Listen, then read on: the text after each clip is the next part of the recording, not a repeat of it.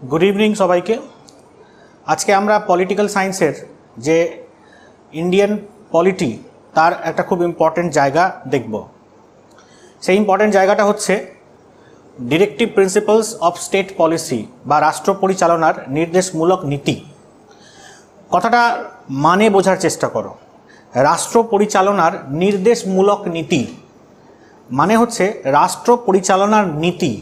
राष्ट्र परिचालनार नीति की रकम हवा उचित एवं राष्ट्र के की कर्तव्य पालन करा उचित, राष्ट्रेर की कर्तव्य पालन करा उचित तार नागरिकदेर प्रति सेई विषये एखानटाते एकटा किछु निर्देशावली देওয়া হয়েছে। एखाने राष्ट्र बोलते जिनी शासक जिनी राजा तिनी। आमरा एर आगे देखेछि जे मौर्य इतिहासे आमादेर चंद्रगुप्त मौर्येर टाइमे चाणक्येर जे अर्थशास्त्र सेटा किन्तु स्टेट क्राफ्टेर उपर अनेक कथा बोलेছে।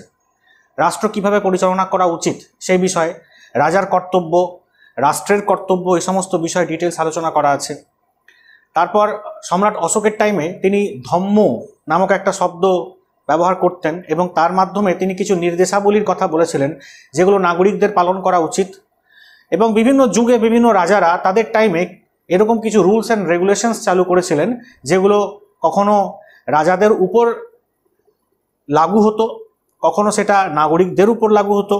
मोट कथा जाते सुशासन बजाय रखा जेते पारे एवं राष्ट्रके स्मूथली रान करा जेते पारे, आ गुड गवर्नेंस, এই সব ব্যাপারগুলোর জন্যই সেই সব নিয়মগুলো তখন লাগু করা হয়েছে। এবং বর্তমানে আমরা যদি ভারতের কনস্টিটিউশন দেখি তাহলে সেখানটাতেও এই ডিরেক্টিভ প্রিন্সিপালস অফ স্টেট পলিসির মধ্যে দিয়ে আমরা সেই রকমই সুশাসনের কিছু নির্দেশাবলী দেখতে পাবো। নাগরিকদের জীবন যাতে ঠিকঠাকভাবে থাকে এবং নাগরিকরা যাতে সুষ্ঠুভাবে মানুষের মতো বেঁচে থাকতে পারে তার জন্য আমরা আর্টিকেল 12 থেকে আর্টিকেল 35 এর মধ্যে ফান্ডামেন্টাল রাইটসের কথা পড়েছি। এই ফান্ডামেন্টাল রাইটসগুলো ছিল বেসিক কিছু rights without which a human being cannot live like a human। अर्थात फांडामेंटल राइट्सगुलो ना थाकले একটা মানুষের পক্ষে বেঁচে থাকাটাই অসম্ভব হয়ে যায়।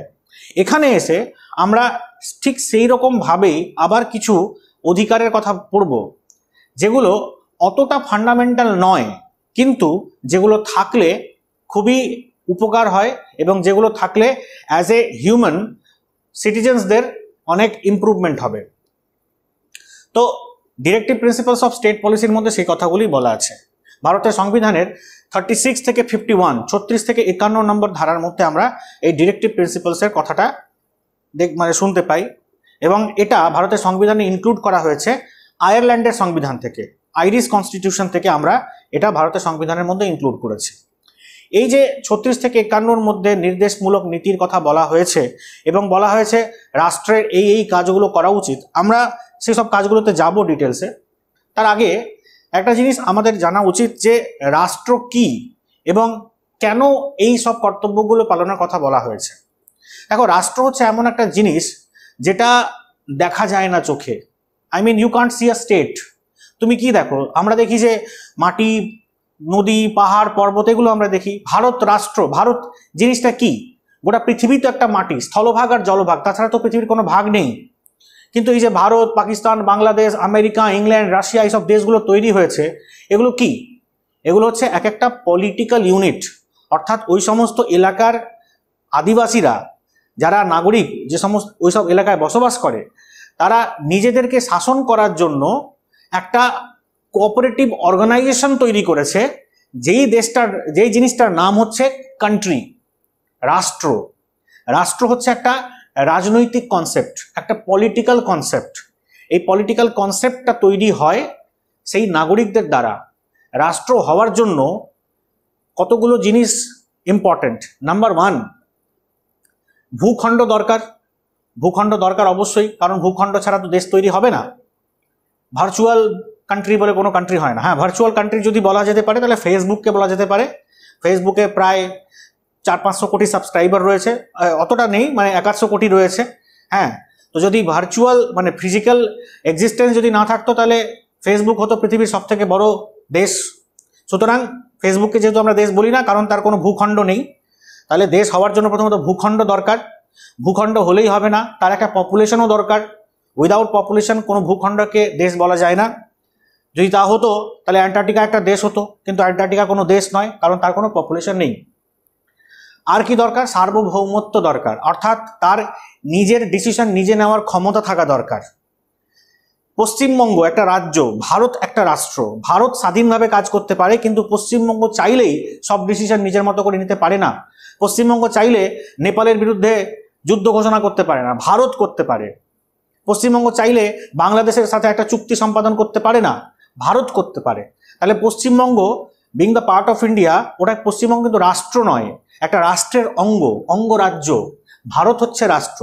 তাহলে সার্বভৌমত্ব, জনসংখ্যা এবং ভূখণ্ড, এই তিনটে বেসিক জিনিস থাকলে একটা ভূখণ্ডকে দেশ বা রাষ্ট্র বলা হয়। তো রাষ্ট্র হচ্ছে একটা কনসেপ্ট, রাষ্ট্র হচ্ছে একটা এমন মানে সিস্টেম যেখানে জনগণ নিজেরা নিজেদের সাথে কোঅপারেশন করে একটা সিস্টেম তৈরি করে, যে সিস্টেমের মাধ্যমে জনগণ জনগণ নিজেদেরকে শাসন করে এবং গোটা দেশটাকে একটা ব্যবস্থার মধ্যে দিয়ে চালিত করে। রাষ্ট্র হচ্ছে সেই পলিটিক্যাল কনসেপ্ট। ভারত একটা রাষ্ট্র, বাংলাদেশ একটা রাষ্ট্র, পাকিস্তান একটা রাষ্ট্র, আমেরিকা, ইংল্যান্ড, এরা সবাই এক একটা করে রাষ্ট্র, কারণ সেই সমস্ত দেশের নাগরিকরা ওই পার্টিকুলার নামের, তাহলে আমরা বলতে পারি যে এগুলো সবাই হচ্ছে এক একটা কোঅপারেটিভ সোসাইটি। একটা কোঅপারেটিভ সোসাইটিতে কি হয়, একটা কিছু মেম্বার থাকে এবং সেই মেম্বাররা প্রত্যেকেই কিছু করে অনুদান দেয় এবং সেটার মাধ্যমে ওই সোসাইটিটাকে রান করা হয়। তারা মেম্বারদেরকে নানা রকমের সুবিধা প্রদান করে, তারা বিভিন্ন রকমের চ্যারিটেবল ওয়ার্ক করে। এরকমভাবেই তো একটা এনজিও রান করে বা একটা কোঅপারেটিভ সোসাইটি রান করে। ভারতও হচ্ছে সেরকমই একটা কোঅপারেটিভ সোসাইটির একটা রূপ, যেখানে ভারত নামক একটা কোঅপারেটিভ সোসাইটির 130 কোটি মানুষ হচ্ছে তার মেম্বার এবং তারা প্রত্যেকেই income tax, corporate tax, GST হাবি জাবি করে নানা রকমের অনুদান দেয় এবং সেইগুলো সব যায় ওই যে ম্যানেজমেন্ট কমিটি যেটা ওই অর্গানাইজেশনের, তার পকেটে, এবং তারা তার বিনিময়ে কি করে, সে সমস্ত নাগরিকদেরকে রাস্তাঘাট, light, medical facilities, school, college, এই সবগুলো দেয়। তাহলে আমরা কিছু দিচ্ছি এবং তার বিনিময়ে আমরা কিছু পাচ্ছি এবং আমরা নিজেদেরকে একটা সিস্টেমের মধ্যে রাখছি। এই যে সিস্টেমের কনসেপ্টটা, এটাই হচ্ছে রাষ্ট্র। আমাদের রাষ্ট্রের নাম হচ্ছে ভারত এবং পৃথিবীতে ভারতের মতো আরও প্রায় 200-রও বেশি দেশ রয়েছে। তাহলে রাষ্ট্র হচ্ছে বিষয়টা এটাই, দ্যাট ইউ শুড আন্ডারস্ট্যান্ড। তা রাষ্ট্র চালানোর জন্য, প্রত্যেকটা ক্লাব চালানোর জন্য যে কিছু কিছু নিয়মাবলী থাকে, সেটাকে সেই ক্লাবের কনস্টিটিউশন বলা হয়। ভারতকে চালানোর জন্য একটা কিছু নিয়মাবলী রয়েছে, যেটাকে কনস্টিটিউশন অফ ইন্ডিয়া বলা হয়। এখন এত বড় দেশ, তাই তার এত বড় সংবিধান, যে সংবিধানের প্রায় 450-রও বেশি আর্টিকেলস রয়েছে, যেগুলো আমরা পড়ছি। তো ওই যে 450-রও বেশি আর্টিকেলসগুলো রয়েছে না, তার মধ্যে আর্টিকেল 36 থেকে 51-র মধ্যে কনস্টিটিউশনে বলা হয়েছে যে ভারতের সরকার, ভারত রাষ্ট্র তার নাগরিকদের ঠিকঠাকভাবে থাকা, তাদের লাইফ স্টাইল ভালো করা, তারা যাতে ঠিকঠাকভাবে খেয়ে পড়ে বাঁচতে পারে, তারা যাতে কোয়ালিটি এডুকেশন পায়, তারা যাতে বেটার হেলথ ফেসিলিটিস পায় এবং তাদের যে সমস্ত স্কিলসগুলো রয়েছে সেগুলোর যাতে ডেভেলপমেন্ট হয়, এসবগুলোর জন্য ভারত রাষ্ট্র কিছু কিছু কাজ করবে। সেই কাজগুলোর ব্যাপারেই আমরা 36 থেকে 51 ধারার মধ্যে জানতে পারবো এবং এই কাজগুলোকেই বলা হয় directive principles of state policy বা রাষ্ট্র পরিচালনার নির্দেশমূলক নীতি, অর্থাৎ এই নির্দেশ অনুযায়ী রাষ্ট্রকে পরিচালিত করা হবে। ঠিক আছে, তাহলে এবার আমরা দেখে নেব পরপর যে কোন আর্টিকেলে কি বলা হয়েছে। আমরা প্রথমে 36 নম্বর আর্টিকেলের ডেফিনেশন অফ স্টেট, রাষ্ট্রের সংজ্ঞা দেওয়া হয়েছে। এই রাষ্ট্রের সংজ্ঞাটা আমরা এর আগে পাচ্ছি কোথায়? আর্টিকেল 12 ফান্ডামেন্টাল রাইটস পড়ার টাইমে, ওখানেও আমরা রাষ্ট্রের সংজ্ঞা পাচ্ছি। রাষ্ট্রের সংজ্ঞাটা এখানে আরেকবার বলা হয়েছে। আর্টিকেল 37 নম্বরে ইস্যুজ রিগার্ডিং ইমপ্লিমেন্টেশন, এই যে নির্দেশমূলক নীতিগুলো কীরকমভাবে অ্যাপ্লাই করা হবে, ইমপ্লিমেন্ট করা হবে, সেই সংক্রান্ত বিষয় বলা হয়েছে। আর্টিকেল 38 এখানটাতে আমরা দেখব সোশ্যাল ডিসিপ্লিন। এটার মানে হচ্ছে এটাই যে জনগণের কল্যাণার্থে, এবার এই আর্টিকেল 38 থেকে অ্যাকচুয়ালি নির্দেশমূলক নীতিটা স্টার্ট হচ্ছে। কনস্টিটিউশন বলছে যে জনগণের কল্যাণার্থে রাষ্ট্র সামাজিক শৃঙ্খলা সুনিশ্চিত করবে। দেখো কনস্টিটিউশন সরকারকে নির্দেশ দিচ্ছে জনগণের ঠিকঠাকভাবে থাকার জন্য আর কি, জনগণের সুবিধার্থে রাষ্ট্র সামাজিক শৃঙ্খলা সুনিশ্চিত করবে। তো যখন এখানে যেসব নির্দেশাবলী দেওয়া আছে সরকার সেই সবগুলোকে ইমপ্লিমেন্ট করে কিসের মাধ্যমে? বিভিন্ন সিস্টেম সরকার তার জন্য তৈরি করে, সরকার তার জন্য বিভিন্ন স্কিম তৈরি করে। আমরা এগুলোর সাথে মিলিয়ে মিশিয়ে এগুলো পরে দেখতে পাবো। যেমন ধরো সোশ্যাল ডিসিপ্লিন, সোশ্যাল হারমোনি এগুলো যাতে বিঘ্নিত না হয় এবং সোশ্যাল ডিসিপ্লিন যাতে বজায় থাকে তার জন্য পুলিশ বানানো হয়েছে। পুলিশ তার কাজ কি? সামাজিক শৃঙ্খলা রক্ষা করা, ল অ্যান্ড অর্ডার প্রবলেম যাতে না হয় তার সেটা দেখা। তাহলে সোশ্যাল ডিসিপ্লিন রক্ষা করতে বলেছে এবং সরকার সেই সোশ্যাল ডিসিপ্লিন রক্ষার নির্দেশটাকে মানতে গিয়ে পুলিশ তৈরি করেছে। একই রকমভাবে আর্টিকেল 39 আইডিয়ালিস্টিক ওয়ার্ক, সরকার বিভিন্ন আদর্শজনিত কাজ করবে, মানে একটা ভালো আইডিয়াল সোসাইটি তৈরি করার জন্য যে সমস্ত আইডিয়ালিস্টিক ওয়ার্ক সেই সব কাজগুলো সরকার করবে। একই রকমভাবে দেখো আর্টিকেল 39A, আর্টিকেল 39 এটা খুব ইম্পর্টেন্ট, যেখানটাতে বলা হয়েছে যে সরকার গরিব মানুষদের লিগাল এড প্রোভাইড করবে এবং জাস্টিস প্রোভাইড করবে। লিগাল এড অ্যান্ড জাস্টিস এটা সরকার প্রোভাইড করবে। ধরো কোনো এক গরিব মানুষ, তার খুব আর্থিক অবস্থা খারাপ, সে কোনো একটা কোর্ট কাছারি ব্যাপারের মধ্যে জড়িয়ে গেল, ওর উকিল হায়ার করার পয়সা নেই, তখন সে কি করবে? তখন আদালত তাকে নিজের উকিল প্রোভাইড করে, মানে সরকারি উকিল প্রোভাইড করে। ওই সরকারি উকিল ওই ব্যক্তির হয়ে কেস লড়বে, পাবলিক প্রসিকিউটর যাদেরকে বলা হয়। তো পাবলিক প্রসিকিউটর সরকার প্রোভাইড করে সাধারণ মানুষদেরকে। এটা সরকারকে বলেছে কে? নির্দেশমূলক নীতি আর্টিকেল 39 এর মাধ্যমে, যে গরিব মানুষদেরকে সোশ্যাল জাস্টিস প্রোভাইড করতে হবে এবং তার সাথে লিগাল এড প্রোভাইড করতে হবে। সেটাকে ইমপ্লিমেন্ট করতে গিয়ে গভর্নমেন্ট এইসব কাজগুলো করেছে। Article 40 very very important.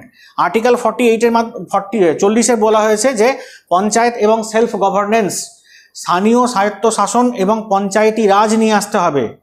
এবার দেখো সরকারকে এখানে বলা আছে, এবার সরকার এই কাজটা করতে গিয়ে পঞ্চায়েতি রাজ আইন নিয়ে আসা হলো, হ্যাঁ 72-73 সালে সেটা এলো এবং ভারতের সমস্ত রাজ্যগুলোতে পঞ্চায়েতি সিস্টেম লাগু করা হলো।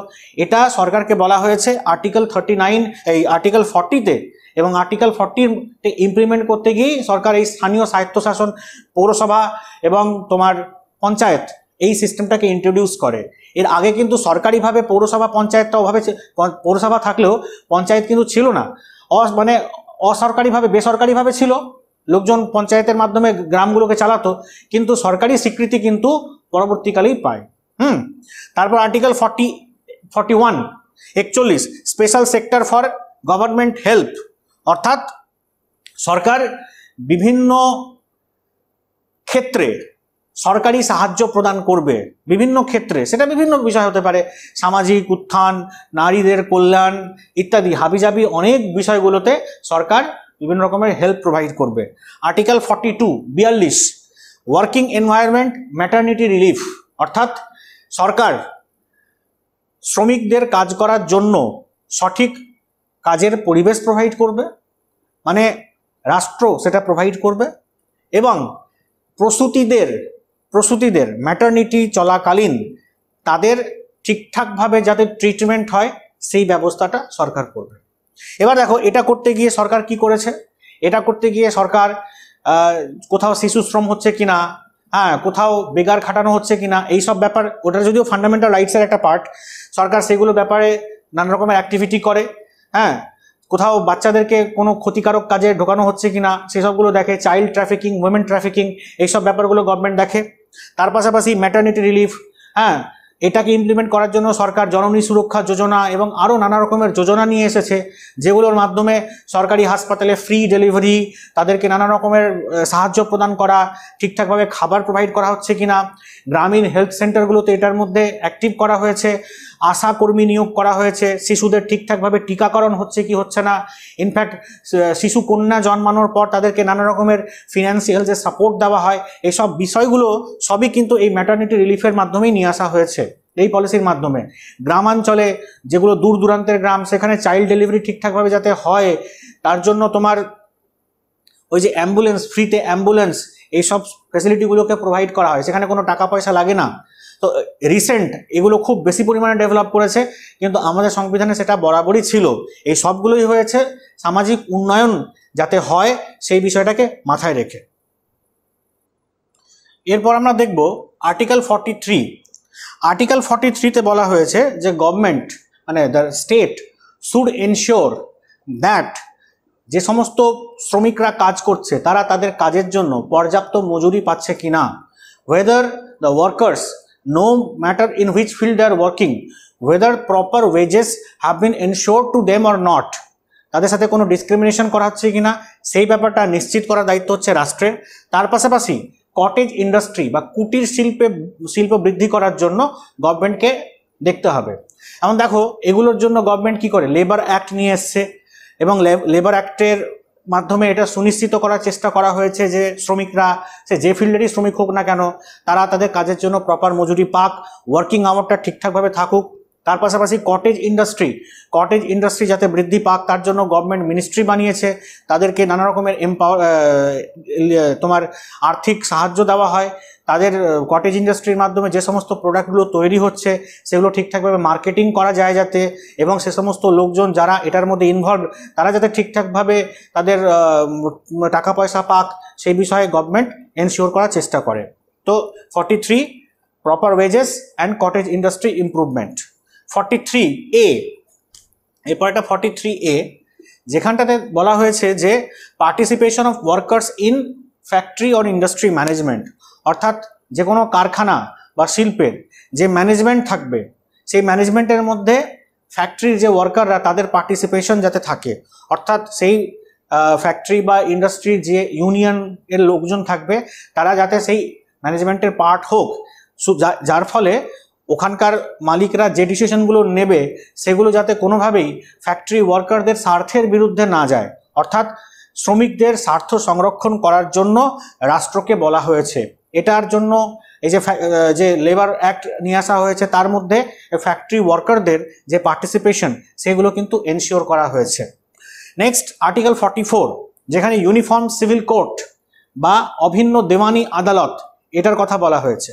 এটার মানে কি, দেওয়ানি আদালত, দেখো আইন আমাদের দু রকমের হয়, একটা হয় দেওয়ানি আইন আর একটা হয় ফৌজদারি আইন। সিভিল ল আর ক্রিমিনাল ল। ফৌজদারি আইন যেটার মাধ্যমে যেগুলো অপরাধ, খুন মারামারি এই সমস্ত যে অপরাধ সেগুলোর বিচার করা হয়, আর দেওয়ানি আইন এর মাধ্যমে বিভিন্ন রকমের টাকা পয়সা সংক্রান্ত, সম্পত্তি সংক্রান্ত বিবাদ, বিয়ে সংক্রান্ত বিবাদ এগুলো নিষ্পত্তি করা হয়। এই সম্পত্তি এবং বিয়ে সংক্রান্ত বিষয়গুলো ভারতের বিভিন্ন জাতির মধ্যে আলাদা আলাদা নিয়ম কানুন রয়েছে। উত্তরাধিকার সংক্রান্ত নিয়ম কানুন বলো বা বিয়ে সংক্রান্ত নিয়ম কানুন, এগুলো অনেক আলাদা রয়েছে। তো এখানে বলা হয়েছে যে ওরকম আলাদা করে কিছু থাকবে না, সবার জন্য যেমন ক্রিমিনাল ল এক রয়েছে একই রকমভাবে সিভিল ল একরকম হবে। এই ব্যাপারটা বলা হয়েছে। তো তার জন্য গভর্নমেন্ট চেষ্টা করে, ইনফ্যাক্ট সেরকম ইউনিফর্ম সিভিল কোড এখনও তৈরি করা যায়নি, এই ব্যাপারটা আনইমপ্লিমেন্টেড ভাবেই রয়েছে, বাট ফৌজদারি আইনটা সবারই এক। তো এখানটাতে ডিপিএসপিতে এটাই বলা আছে যে uniform civil code has to B established, but unfortunately সেটা এখনও করা যায়নি। Next article 45। আর্টিকেল 45-এ বলা হয়েছে special care for children below 6 years, 6 বছরের নিচে যে সমস্ত শিশুরা রয়েছে তাদের পড়াশোনা এবং তাদের খাওয়া অর্থাৎ তাদের পুষ্টি সংক্রান্ত বিষয়ে স্পেশাল মানে রিলিফ বলো বা স্পেশাল কেয়ার তাদেরকে নিতে হবে, গভর্নমেন্ট সেটা নেবে। এবং তার জন্য বাচ্চাদের জন্য নানা রকমের এই যে বাচ্চারা যাতে ঠিকঠাকভাবে সুস্থ থাকে তার জন্য at the time of the delivery বা তারপরও তাদের বিভিন্ন রকমের টিকাকরণ এইসব যে বিষয়গুলো আছে সেই সবগুলো করা হয়েছে। বাচ্চারা যাতে প্রাইমারি লেভেলের একদম বেসিক এলিমেন্টারি এডুকেশনটা ঠিকঠাকভাবে পায় তার জন্য আমরা আঙ্গনওয়াড়ি সিস্টেম দেখতে পাবো। তো এই সব যে জিনিসগুলো আনা হয়েছে এই পার্টিকুলার 45 আর্টিকেলটাকে ইমপ্লিমেন্ট করার জন্য আনা হয়েছে। আর্টিকেল 46, এসসি এবং এসটি শিডিউল কাস্ট তফসিলি জাতি এবং তফসিলি উপজাতি লোকেদের তাদের আর্থিক এবং সামাজিক উন্নয়নের জন্য রাষ্ট্র বিশেষ বিশেষ ব্যবস্থা নেবে। তো সেটাকে ইমপ্লিমেন্ট করার জন্য গভর্নমেন্ট কি করেছে, সেটাকে ইমপ্লিমেন্ট করার জন্য চাকরির ক্ষেত্রে বা এডুকেশনের ক্ষেত্রে বা বিভিন্ন ক্ষেত্রে এসসি এবং এসটিদের যে রিজার্ভেশন দেওয়া হয় সেটা কিন্তু এই পার্টিকুলার অ্যাক্টটাকে ইমপ্লিমেন্ট করার জন্য। এছাড়া এসসি এসটি ছেলেপেলেরা যারা থাকে তাদের স্কলারশিপ প্রোভাইড করা, তারা যাতে উপরে তাড়াতাড়ি আরও বেশি বেশি করে উঠে আসুক এবং তারা যাতে তার নিজেদের এম্পাওয়ার্ড করুক, সেই ব্যাপারে গভর্নমেন্ট থেকে যে সমস্ত হেল্পগুলো করা হয় সেগুলো সব in the spirit of article 46। Article 47, article 47-এ বলা হয়েছে নাগরিকদের স্বাস্থ্য রক্ষা সুনিশ্চিত করা এবং খাদ্যে পর্যাপ্ত পুষ্টি থাকছে কিনা সেই ব্যাপার সুনিশ্চিত করার কাজ হচ্ছে রাষ্ট্রের, অর্থাৎ পাবলিক হেলথ এবং নিউট্রিশন এটা দেখতে হবে গভর্নমেন্টকে। সেটা করার জন্য গভর্নমেন্ট কি করেছে? সেটা করার জন্য গভর্নমেন্ট হেলথ সেন্টার বানিয়েছে, হসপিটাল বানিয়েছে। হ্যাঁ, ছোট গ্রাম থেকে শুরু করে বড় শহর, একদম পাবলিক হেলথ সেন্টার যেটা গ্রামে থাকে সেখান থেকে block health centre, block health centre থেকে সাব ডিভিশন হসপিটাল, মহকুমা হাসপাতাল, মহকুমা হাসপাতাল থেকে জেলা হাসপাতাল, জেলা হাসপাতাল যখন পেরিয়ে যাচ্ছি আমরা যখন একদম স্টেটে চলে যাই, কলকাতায় এনআরএস, আরজিকর, এসএসকেএম, এইসব বড় বড় হাসপাতাল। এছাড়াও ভারতের বিভিন্ন জায়গায় বড় বড় সরকারি হাসপাতাল রয়েছে যেগুলো কোনো প্রাইভেট হসপিটাল থেকে কোনো অংশেই কম নয়। এইসব জায়গাগুলোতে প্রচুর কম দামে, মানে খুব অল্প পয়সায় সব একদম হাই ক্লাস ট্রিটমেন্ট দেওয়া হয়। যেমন তুমি ভাবো একটা আইসিইউতে ভর্তি হওয়া, এনআরএসে একজন পেশেন্ট যে আইসিইউতে ভর্তি হয়েছে তার কতটা খরচা হয়, এবং সেখানটাতেই তোমার ধরো ফর্টিসে বা আমরিতে একটা প্রাইভেট হসপিটালে যে ভর্তি হয়েছে তার থেকে হয়তো মানে 30 গুণ বেশি খরচা পড়ে। তাহলে ওই সেম ট্রিটমেন্টটা তুমি একটা গভর্নমেন্ট হসপিটালে পাচ্ছ একদম অলমোস্ট কম দামে, আর অলমোস্ট কোনো প্রাইসই সেখানটাতে লাগে না। তাহলে এত বড় একটা জিনিস গভর্নমেন্ট কিন্তু পাবলিকের জন্য করছে আন্ডার আর্টিকেল 47 পাবলিক হেলথ এবং নিউট্রিশন। নিউট্রিশন এনশিওর করছে গভর্নমেন্ট কীরকম ভাবে? পাবলিক ডিস্ট্রিবিউশন সিস্টেম, রেশন দোকানের মাধ্যমে তোমাকে চাল ডাল, হ্যাঁ, ক্ষেত্র বিশেষে আলু পর্যন্ত দেওয়া হয় দাম বেড়ে গেলে, ডাল দেওয়া হয়। এইসবগুলোর মাধ্যমে, মিড ডে মিলের মাধ্যমে বাচ্চাদের পর্যাপ্ত খাবার দেওয়ার ব্যবস্থা করা হচ্ছে, অঙ্গনওয়াড়িতে রান্না করা খাবার দেওয়া হচ্ছে।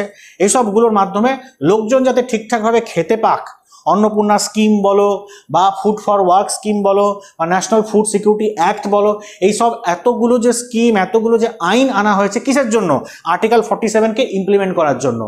এই প্রতিটা আর্টিকেল ইমপ্লিমেন্ট করার জন্য গভর্নমেন্টের নিজস্ব স্কিমগুলো রয়েছে, সেগুলো আমরা একদিন ক্লাস করবো। পুরো গভর্নমেন্টের স্কিম সেখানটাতে একদম পুরো 100 দিনের কাজ থেকে, ফুড ফর ওয়ার্ক থেকে, প্রধানমন্ত্রী স্বর্ণ জয়ন্তী, প্রধানমন্ত্রী হীরক জয়ন্তী, যত রকমের যোজনা আছে সবগুলো আমরা করব। নেক্সট আছে আর্টিকেল 48, যেখানটাতে লাইভ স্টক অর্থাৎ গবাদি পশুদের উন্নয়ন এবং কাউ স্লটার বা গরু জাতীয় যে সমস্ত প্রাণী, হ্যাঁ, তাদের হত্যা যাতে বন্ধ হয় সেই ব্যাপারে গভর্নমেন্টকে ডিসিশন নিতে বলেছে। গভর্নমেন্ট সেগুলোর জন্য কি করছে? গভর্নমেন্ট তার জন্য লাইভ স্টক যাতে উন্নত হয় তার জন্য বড় বড় রিসার্চ সেন্টার বানিয়েছে, পশুদের জন্য পশু হাসপাতাল তৈরি করা হয়েছে, ভালো ব্রিডের গরু, মোষ, ছাগল, ভেড়া যা কিছু আছে সেগুলো যাতে তৈরি হোক তার জন্য রিসার্চ চলে, হ্যাঁ, ভালো ভালো প্রজাতিকে তৈরি করা হচ্ছে।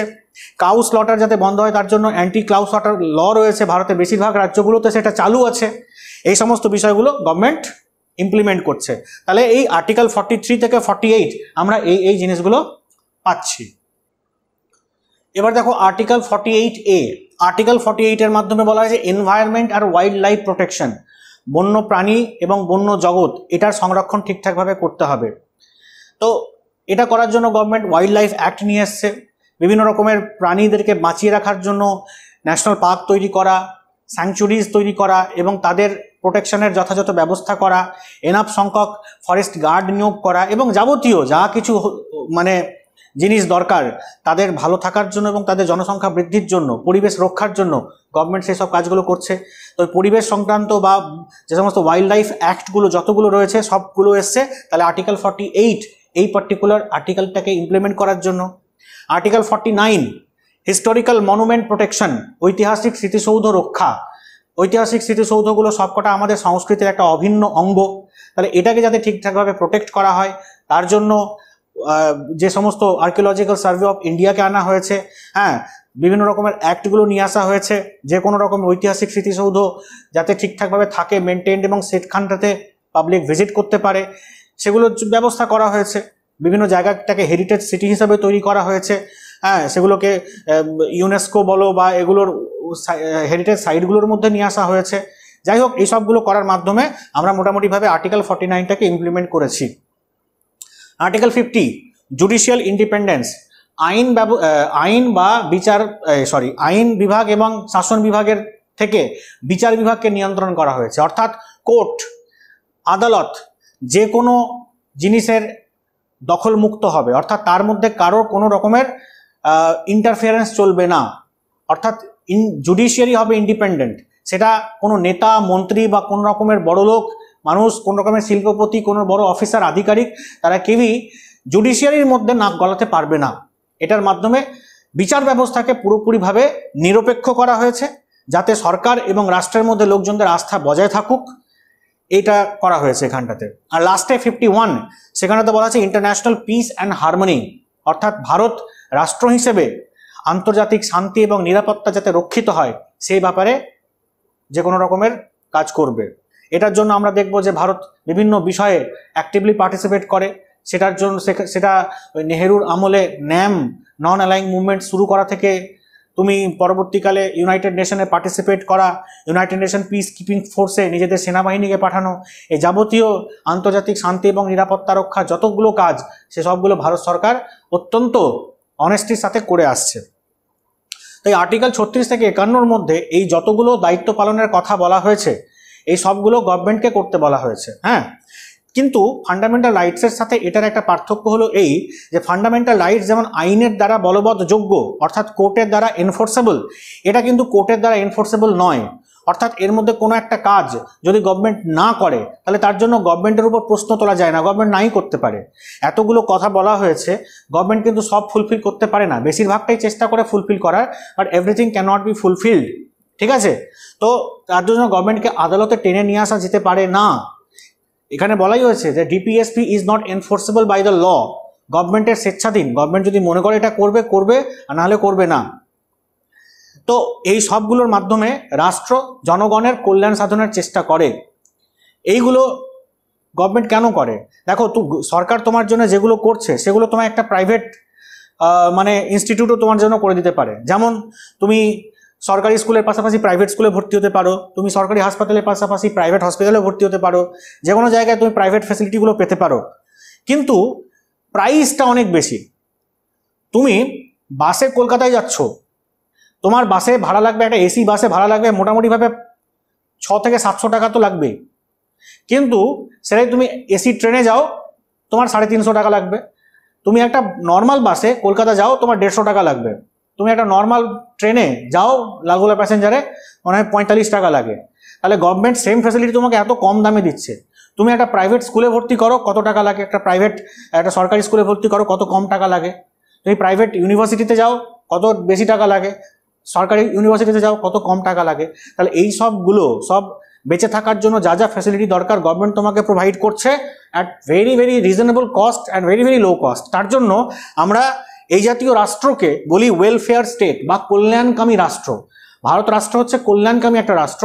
ভারত রাষ্ট্রের উৎপত্তি মানে বলবো না, ভারত রাষ্ট্র আমরা বানিয়েছি জনগণের ওয়েলফেয়ারের জন্য, যেখানে জনগণ ভালো করে থাকবে, পড়বে এবং তাদের যে মানবিক গুণগুলো এবং তাদের যে সমস্ত ট্যালেন্টগুলো সেগুলো অনেক বেশি পরিমাণে ছড়াবে, সেগুলো স্কিল ডেভেলপমেন্ট হবে এই সবগুলোর জন্য। তো আর্টিকেল 36 থেকে 51 মধ্যে ডিপিএসপি এই যে বিষয়টা আছে, এটা পুরোপুরি ওয়েলফেয়ার স্টেট তৈরি করার জন্য তৈরি করা হয়েছে। তোমরা ক্লাসটা দেখার পর তোমাদের যার কাছে যে বই আছে সেই বইটা ভালো করে দেখবে এবং দেখার পর আই হোপ তোমাদের কোনো প্রবলেম হবে না। কিন্তু পড়তে গিয়ে যদি তোমাদের কোনো রকমের সমস্যা হয় তাহলে আমরা পরে সেগুলো আলোচনা করে নেব। ওকে, থ্যাংক ইউ।